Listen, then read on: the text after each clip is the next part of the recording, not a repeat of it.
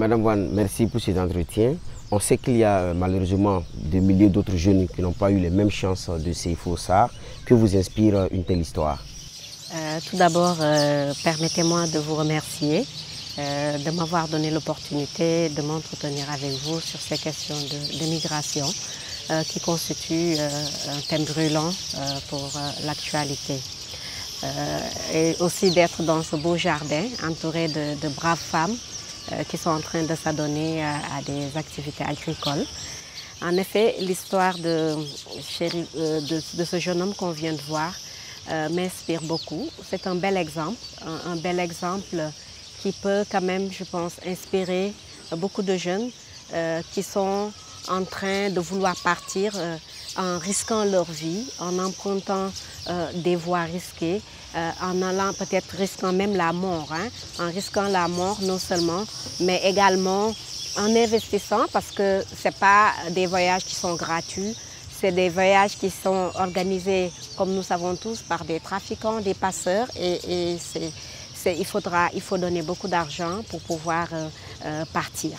Je pense, heureusement pour lui, il a su quand même, je pense, à temps, prendre conscience qu'il fallait abandonner, qu'il pouvait retourner chez lui.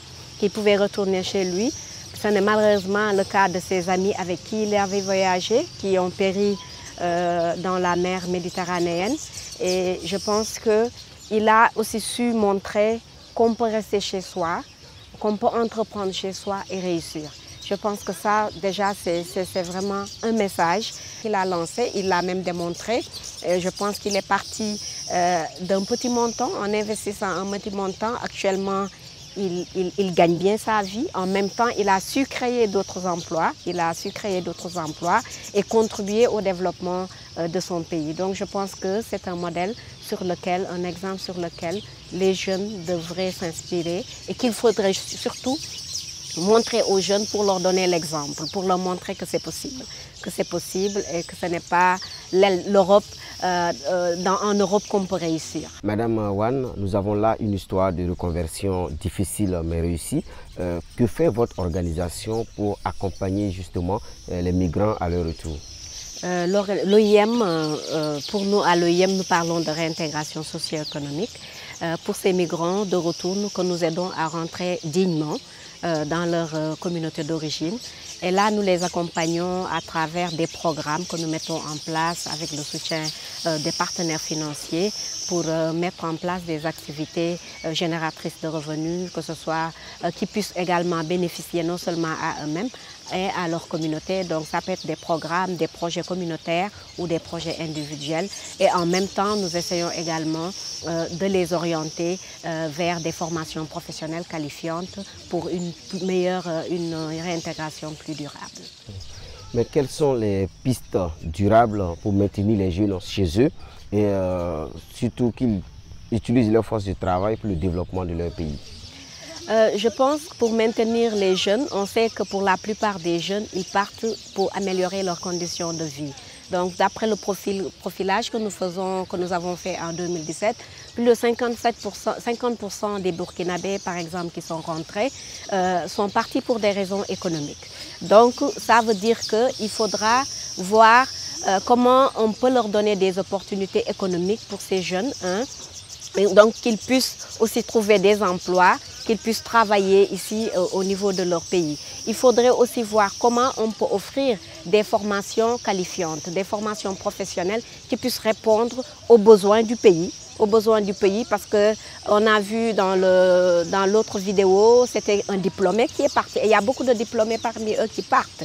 Donc je pense qu'il faudrait qu'on puisse voir quels sont les besoins en termes de formation pour que ces jeunes puissent être accompagnés à trouver des travails en fonction des besoins du pays. Madame Wan, quelles sont les tendances actuelles des migrations irrégulières d'Africains? Je pense qu'en 2018, quand même, nous avons noté une certaine baisse comparée aux années précédentes, particulièrement en 2017 et 2016. Parce que nous, l'OIM, nous suivons un peu les tendances au niveau des flux.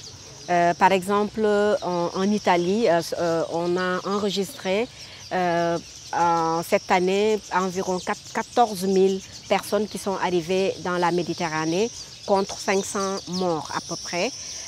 Si on prend l'année dernière, en 2017, on était à plus de 29 000 personnes qui ont été enregistrées au niveau de la Méditerranée, qui sont arrivées par la mer, et contre 800 décès. Donc dans les années précédentes, les chiffres étaient beaucoup plus importants. Globalement, on peut dire qu'il y a une certaine tendance à la baisse. Les gens de plus en plus hésitent à partir, je pense, parce que la Libye, qui était le premier pays vers lequel les gens partaient avant d'aller en Libye, n'incite vraiment pas les gens à venir avec ce qui se passe actuellement là-bas. Et à ce propos, justement, est-ce que vous avez un message à l'endroit des jeunes qui pourraient être tentés par l'aventure européenne? Et quel message également à l'endroit des dirigeants? Oui, pour les jeunes, ce que je pense, je l'ai dit, je vais me répéter.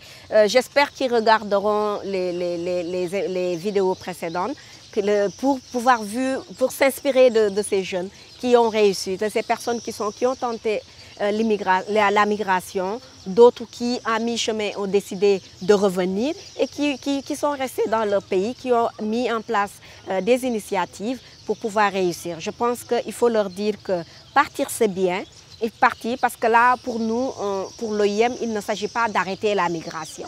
Parce que la migration, elle peut être bénéfique au pays d'accueil qui reçoit, au pays d'origine, parce que le migrant qui part acquiert un savoir-faire, une expertise qui peut bénéficier à son pays d'origine et le pays qui l'accueille aussi peut en gagner. De ce fait, nous voulons aussi encourager cette migration, mais qui soit une migration régulière, une migration légale, une migration organisée, pour que ces gens puissent partir et revenir dans leur pays et faire bénéficier à leur pays leurs connaissances. Donc ça, c'est un.